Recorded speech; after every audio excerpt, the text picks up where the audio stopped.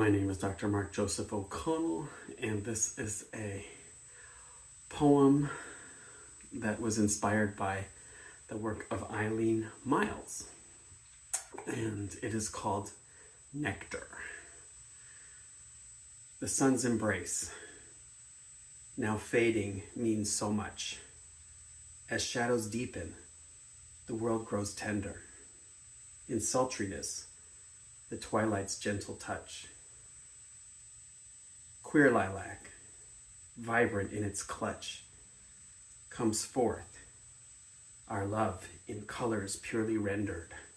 In sultriness, our twilight's gentle touch. The world may judge, but we'll never hush. In our embrace, no secret, I am your defender. In sultriness, the twilight's gentle touch.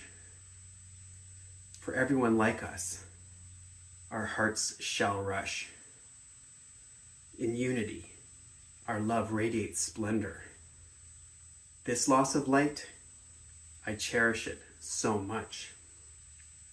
In sultriness, the twilight's gentle touch, the smoky approach of day's sweet surrender, the loss of light, I cherish it so much. As stars emerge, to night's enchanting hush, in passion's glow our love a warm contender.